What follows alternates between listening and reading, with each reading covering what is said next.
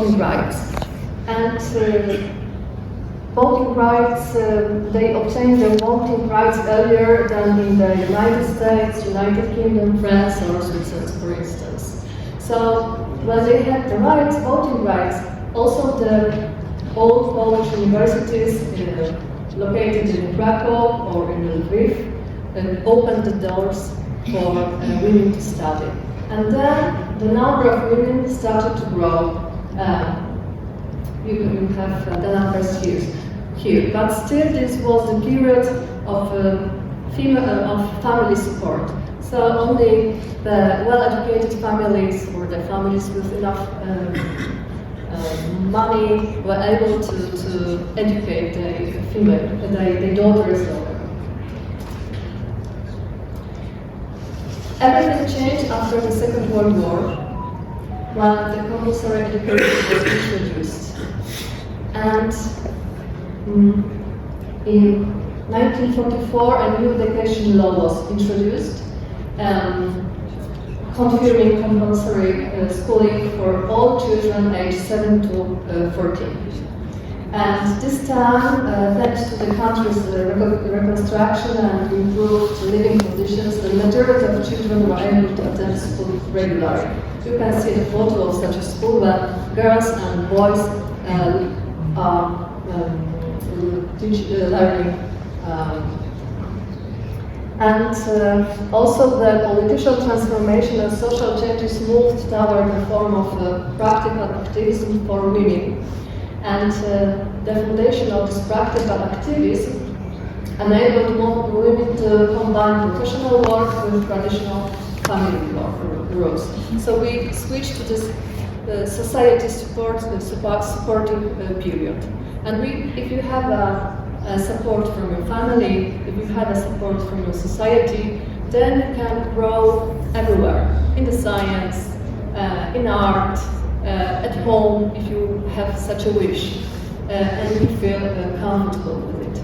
So now I will show you some short statistics from my institute. This is the Wrocław, I came from Wrocław, some photos.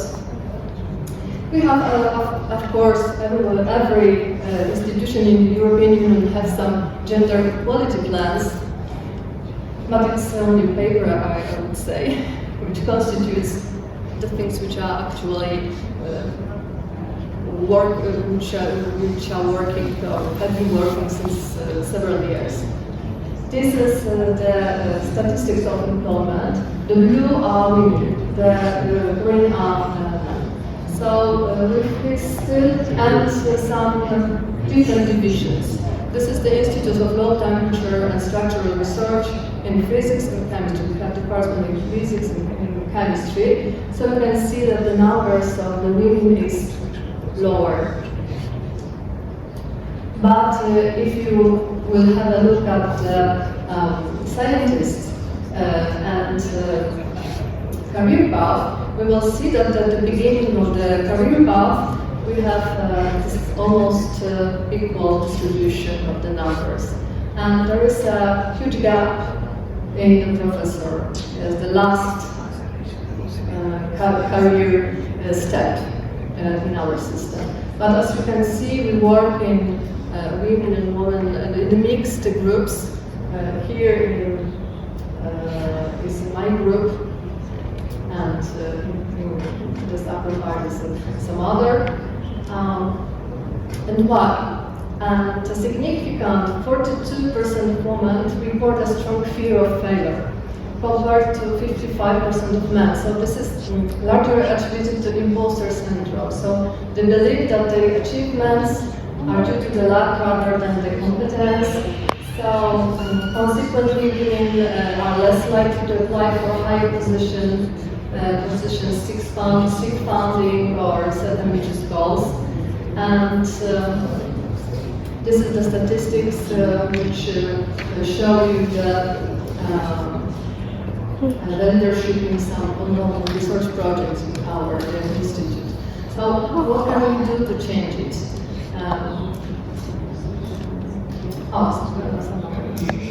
So as you can see, also in Poland, we are underrepresented in the STM fields. So there are a lot of programs which are focused to encourage women to set these goals and to not feel fear to make this last step. And these initiatives aim at promoting knowledge about women's contributions to science and fostering the engagement of early career female researchers. Some fairy tales and stories prepared for young girls and young boys as well, just to give them the opportunity to know the history about women in science and science too. So as you can see, the School of Specuary is in the center. And we have also mentoring programs like Women to Science, which are dedicated for those of us who want to make a career. But I think, in personal opinion, that the most important thing is to find some other inspiration. And for young girls, I think that other women, we may be all such an inspiration. And I would like to show you here and introduce to you Bogusława Jerzowska-Trzygatowska. So I'm from the institute, which the full name is Włodzimierz Trzygatowski Institute of Low Temperature. So Włodzimierz, the guy with the mustache, he was her husband, professor in chemistry. But actually, Bogusława was a hero here, and because she made an enormous career just after the Second World War, and she established the Faculty of Chemistry at the University of Wrocław, and became a member of the Polish Academy of Science. And during the Second World War, she also actively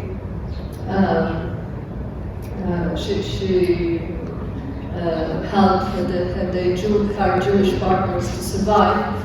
So she was honored with the title of Religious Among the Nations, Righteous Among the Nations, but the Hashem Institute in Jerusalem. She was very brave, wise, and after that she authored 550 scientific papers, and she also supervised 75 doctoral dissertations. So she was a mother for 75 new